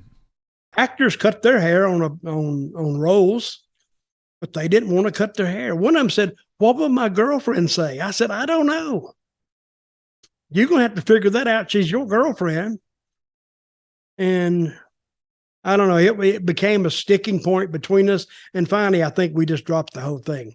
It was, what were their names? Andy Douglas and Chase Stevens. Naturals? The Naturals. Yeah. Well, it became such a sticking point, we finally just let them both slide off. Because they wouldn't get off of it. Jeff talked to him. I think Vince talked to him. We all talked to him. But no, they didn't want to cut their hair. Okay. Could have lost it in a loser gets their head shaved match. At least drawn some money with it. They didn't want to lose their hair. No, I know that, but did you ever? Because I know you were saying go home, cut your hair. Did you ever suggest, hey, we could do this on pay-per-view, give you a payoff kind of thing for it? Well, we had a person there who works on hair, a barber or a hairstylist, and that's when they got that much cut off. I couldn't believe. I thought he was kidding me. He said, "I cut my hair. How's it look?" I said, how much did you cut? He said, quite a bit. And I said, well, and I reported back, I don't think this is going to be a good idea, guys. I want to bring up one more thing with Shane. Now, I'm not talking out of school here. Shane's told me, he's been very public with the story, is that he eventually gets clean off his own back. He goes to a motel room in the middle of nowhere, locks himself in, and basically goes through withdrawal on his own. And he comes back to the company now this is off the top of my head, maybe like late 2006 or somewhere around that period, around the Christmas period, and he does a story for the website, TNA website, where he talks about how he gets clean and everything. And TNA spin it into, a feel-good story kind of thing. And then they fire him right around Christmas time. Do you remember that? I don't remember that. I don't even remember him coming back. To you the it was a very brief amount of time. So they basically got him back for basically the feel good story factor. Then as soon as they got the feel good story factor, they let him go. I can go on the record, truthfully saying I don't remember when he came back, and truthfully say that I didn't have anything to do with firing him. I didn't fire anybody anyway. I never fired anybody. I don't like to fire people unless I don't like them and they try to kill me. I'll fire them that way. They got a gun looking for me in the back. I said, I don't think he needs to be here. But I don't remember that. But Shane to me was, I think he had a good future ahead of him. If you consider TNA any way of a future. But like I said, he's a great announcer, and he was actually a pretty good booker. Mm-hmm. And he knew what to do, and he could have been a positive sign for those Naturals. Did he actually do booking in TNA, even like informally? Maybe he did. He did some in ECW. I know. Mm-hmm. He did some there. He was pretty good at that. I'm going to ask this now. I've never asked this before, and I'm very interested for the answer. I don't know how much anybody else is, but can you remember how much hands-on involvement, if any, the NWA had in the first few years of TNA? Because, of course, until 2007, it was NWA TNA, and you used the domed globe belt and all that kind of thing. Was there any process that you were aware of having to work with the NWA as far as making champions or leasing the name or anything like that? They were with the NWA? So, did the NWA exist at that time? I'm going to think their involvement was almost next to nothing. The NWA was dead then. We were trying to revive it, I guess. And But the NWA was just 3 letters. I guess they paid somebody something for 3 letters. I started to come up with some letters like PRT and just sell them. You know, like NWA, just 3 letters. It didn't mean anything. So just pick 3 letters. Let one of them be a vowel is all you had to do, and sell them and put it out there, because I don't think they had any involvement whatsoever, other than maybe talking to Jeff or talking to Dixie. But I don't remember. I think they're, and I don't even know who would have been ahead of NWA at the time. I don't know. Huh? You don't either. No, nobody knows. I mean, it was dead since like what, 88? Like when Ted Turner bought WCW. Well, I don't even know if Ted Turner he didn't use NWA, did he? No. It's a very complicated story where like WCW was affiliated with the NWA until like 93, and then Shane Douglas ends up winning after a year. You know, he wins the NWA title, then he throws the belt down, and then NWA is not heard of pretty much again until 2002. And Chris Candido won it, I read. Yeah, 95. And some more people won it, and I went, well, I didn't even hear about it. Dan Severn was 4 years the NWA champion. You didn't hear about it. I did not hear about it.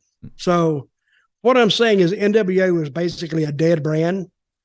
Now it's probably more alive now than it was back in those days, because Billy Corgan is at least trying to revive it somewhat. Mm-hmm. And he's done a better job of doing it than what we were doing then. But see, these questions, remember, listen, I told you about TNA.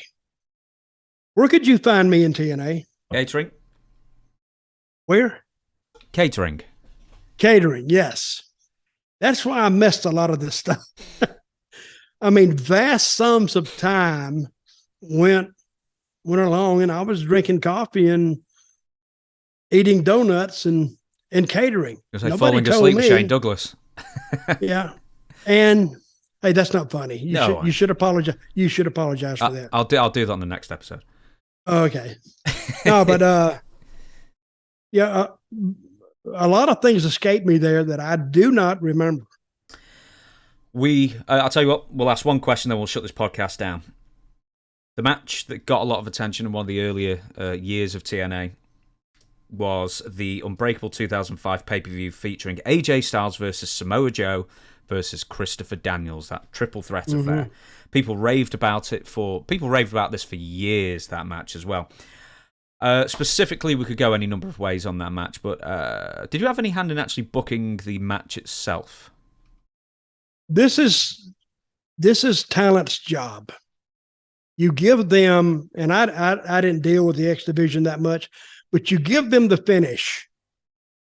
This is where we want it to end up, and we want it with a little bit of a slant on it. Then you give it to them.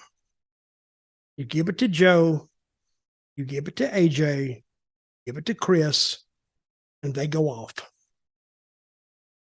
Then, and it's according to when you give it, you may give it to them 2 weeks in advance. I'm sure that's what WWE does, maybe more. But they work on that particular match that whole time with each other as a committee. And then they'll go off, then they'll come back, and they'll go off, and they'll come back. And eventually, when they come back, they'll come back with what they think is probably the best version of what you wanted. And you couldn't ask for 3 better guys to go off and come back with something like that. And when you tell them you want to leave a little bit of an edge on it, they put the edge. And when creative hears this, you either agree, you adjust this, you adjust that, and let it ride. They had a great match. AJ and Chris Daniels, now, I think he worked for the AEW. He's a good agent, really good agent. And Joe is up there. He's in AEW now as a talent, does a great job. And of course, we know what AJ's doing. So you couldn't ask for 3 better X Division guys to put that match together. And I think it went like 30 minutes. Now, for a 3-way, for a 30-minute match, that's a lot of work and a lot to remember. But these guys have worked with each other so many times. They know exactly what the other guy's going to do before he even does it. I mean, both of them know, but the guy that's watching, he knows what's coming up and to get ready for it.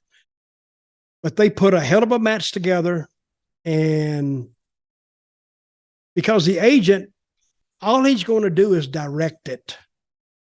He's not going to, and it's up to talent to put their matches together. Who's most likely to have agented an X Division match like that at the time, do you think?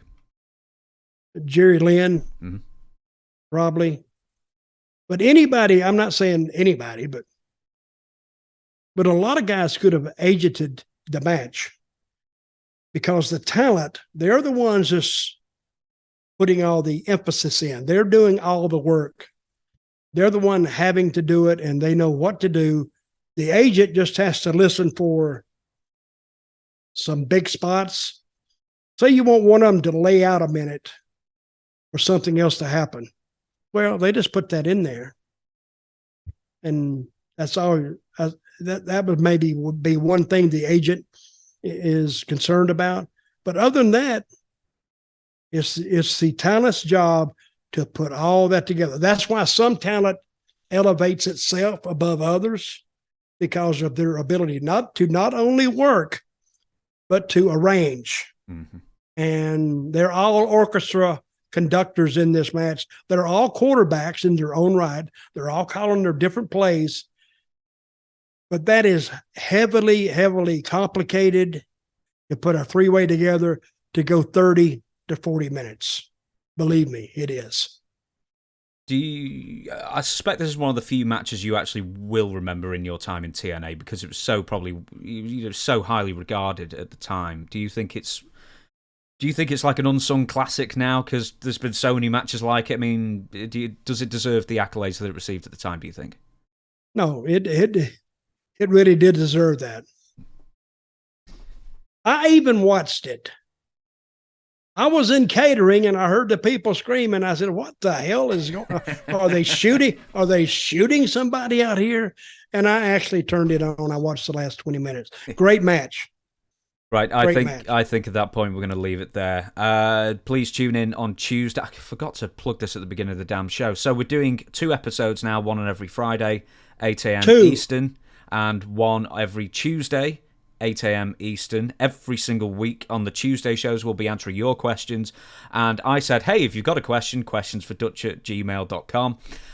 Goodness me, the dozens and dozens and dozens that have come in. So I've managed to cherry pick a few that we'll ask on the next episode on Tuesday, 8 a.m. But for now, thank you very much for watching. We'll catch you on Tuesday. And Dutch, you've got something to say? Wait a sec. Calm down. Okay. These people have listened to an hour and a half, and all of a sudden you just want to just drop it and leave. Listen, I got a great story. Okay. That I won't give here because we'll wrap this up. But next week, I'm going to give a story about almost a forgotten name that is coming back to the WWE, Carlitos. I don't think anybody has heard this story. Great story. And talks about Carlitos' earliest days. When I found him, I didn't find him. He was there. He's Carlos Colon's son, and how he got into business. And guess who helped him have his first match? But I didn't have the match with him, but I was instrumental. Good story, and I think you'll enjoy this next week. That will be until we get there. Yep, that will be for next Friday. I'm going to write a note down and make sure we bring it up. But for now, thank you very much for watching. We'll catch you on Tuesday. We the people. We the people.